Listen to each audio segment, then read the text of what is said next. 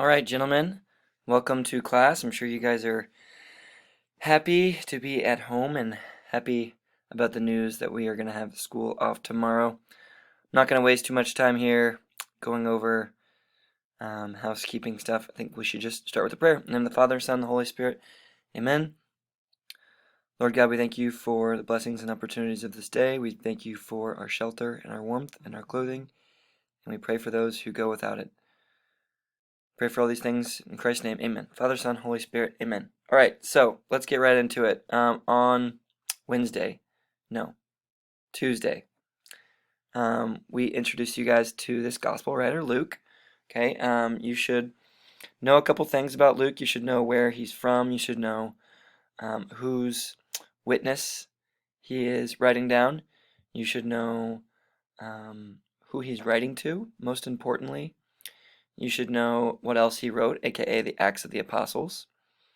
And you should know a little bit about the early church, how they faced persecution and how that definitely impacts Luke's gospel. Okay? All right, so getting into some new stuff here. This is from a while ago, right, but we just haven't covered it yet. So Luke's gospel begins with the birth of not Jesus Christ, but John the Baptist, okay? And there's a reason for this, right? We have two characters, Zechariah and Elizabeth, and they have a problem, and that problem is that Elizabeth cannot bear a child. She is too old. So we've seen this before in the Bible. And Zechariah is a high priest, meaning he's an Israelite, okay? He's a high-up priest, and he is in the temple one day performing a sacrifice when he has an angel come to him, Gabriel, announcing that he is going to have a son. Thanks be to God, okay? And the son's name is going to be John. All right. So miraculously, Elizabeth and Zechariah are able to have birth, and this is John the Baptist. What is the point of this story? Okay, well, John the Baptist is the connecting point between the Old Testament and the New, right? He is the connecting point between the Old Covenant and the New Covenant. And so this is very important to connect what's behind us already. Right? Everything we learned in the Old Testament, he's kind of like, I guess, the cap, right? The guy who just kind of like wraps it all up, right? And then also, John the Baptist's birth story is miraculous, but guess whose birth story is even more miraculous? That of Jesus Christ, right? John the Baptist is born in a human way, right? It's natural, okay? It is miraculous still, but it's through a natural way, right? Whereas Jesus' birth is completely through the Holy Spirit and Mary. All right, so it kind of emphasizes, right, John the Baptist is miraculous, but look, Jesus Christ, his birth is even more miraculous. So that's the point of the story. And you can really see those 3 bullet points at the end there, right? That's kind of what the point of the story is. All right, so make sure you get those written down at some point. And you can pause and then come back later if you want. Moving on to something that's very famous, the Annunciation. All right, you guys have probably heard of this gospel scene before, right? We have the angel Gabriel coming to Mary. Blessed are you amongst women. This is kind of where we get the Hail Mary. All right, and the angel Gabriel says, you are going to give birth to a child. And Mary says, how can this be, right? I have not had any relations with my awesome carpenter husband, Joseph, right? So how can this be? And Angel Gabriel says, well, the Holy Spirit is going to overshadow you. What does this mean? What does this word overshadow mean? I think it means that Mary has let God's will totally encompass her own will. We talked about what discipleship means. To deny yourself, right? To totally remove yourself from the equation. And that's really what Mary is kind of doing for God here. She is letting God's will be her own will. So much to the point that she's able to bear Christ in the world. Okay? So I think this is a really beautiful moment in history that God, who can do whatever he wants to, he could have Jesus just like spawn from a rock. Right? He could just pop up and save the world. But he is he leaves it up to humanity. He leaves it up to this 16-year-old girl, Mary, to say yes. And thanks be to God, she does say yes. All right. And after she does so, she says, "My soul proclaims the greatness of the Lord."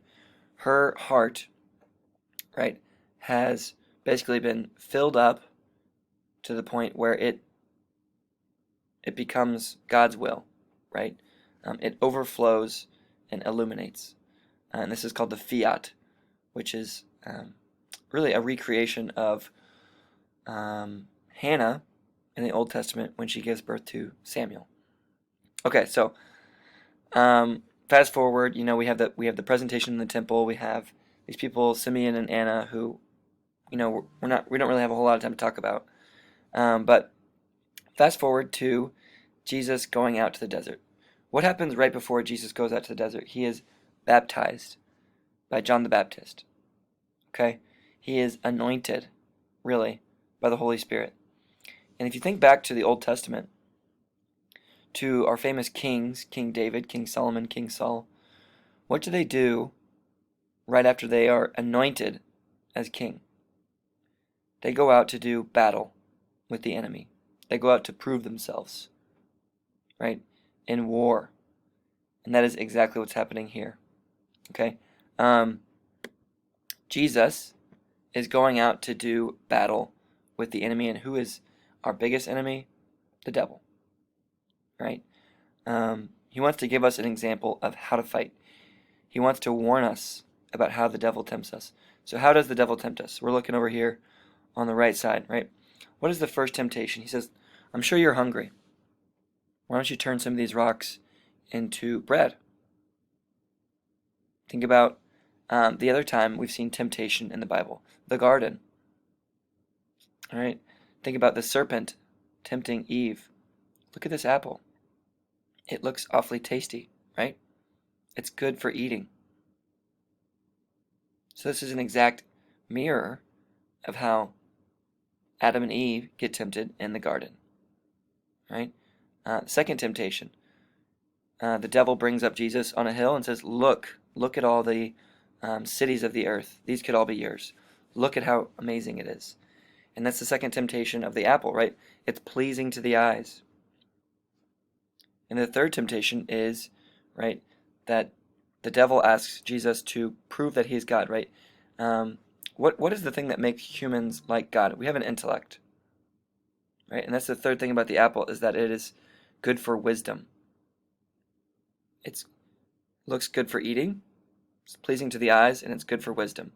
Right? And these are the three temptations that the devil gives to Jesus as well. And it's crazy to think about how the devil tempts Jesus, or tries to tempt. He quotes Scripture.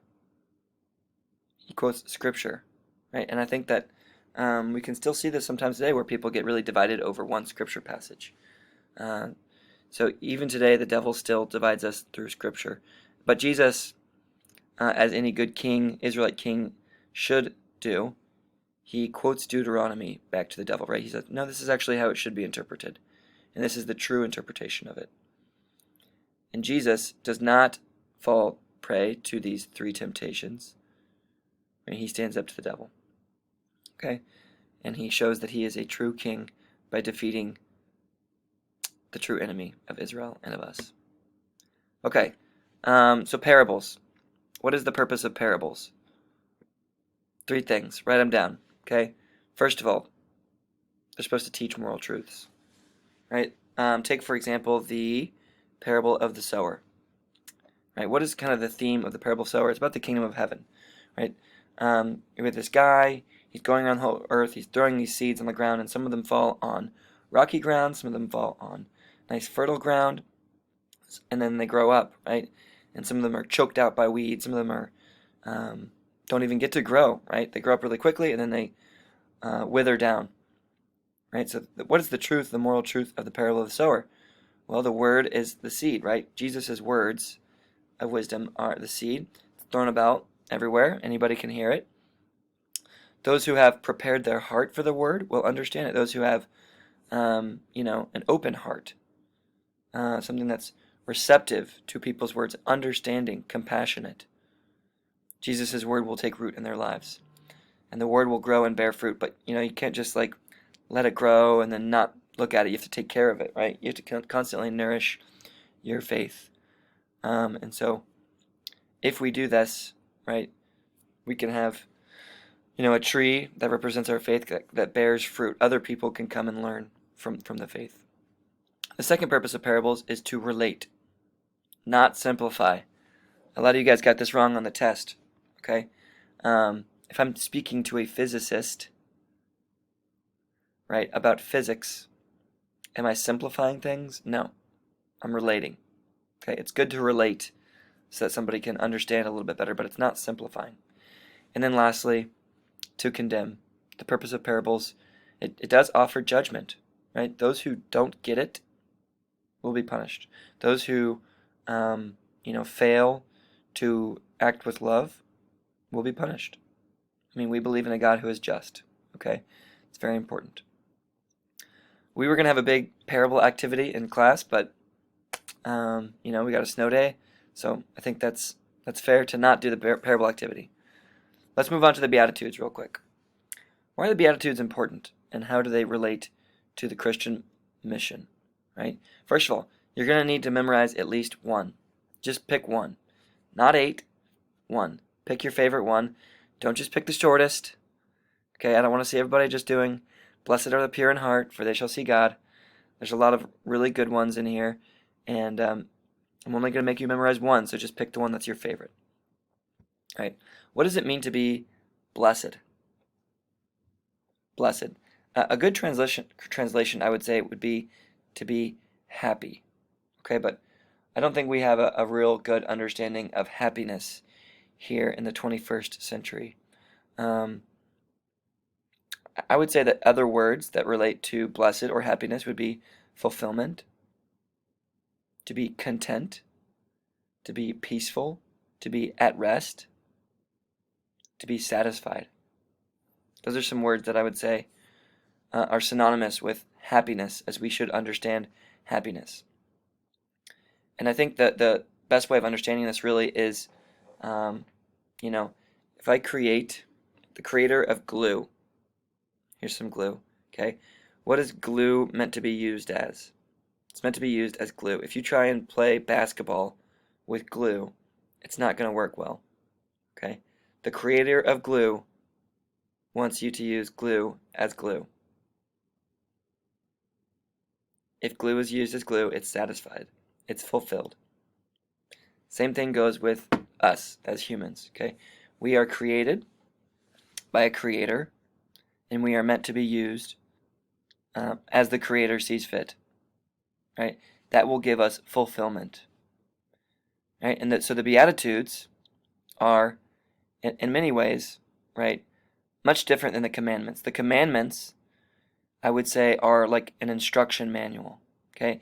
If you get an instruction manual on how to build a car, right, you can build the car, but if it just sits in your garage and doesn't do anything, is it really being used as a car? No. Right? The Beatitudes are how to drive the car, how to be fulfilled as humans. If we just go through our lives only, just breathing and eating and sleeping and reproducing, we are not going to have a fulfilled life. We need to live as our Creator wants us to live. Right? And I think that the way to live is a life of love. It's a life of love. Okay? So there's a good quote to end things off here. "In the evening of life, we will be judged on love alone." So that's it. Okay, I know I kind of like wrapped it up all together. That normally was going to take, maybe 50 minutes, and I did it in 15. So you're welcome for that. Make sure you answer the questions on the Edpuzzle correctly, and you'll be good to go. All right. Enjoy your snow day tomorrow. Enjoy your spring break. I'll miss you guys. Be safe. Don't break any bones. And we'll see you guys when you get back. Thanks.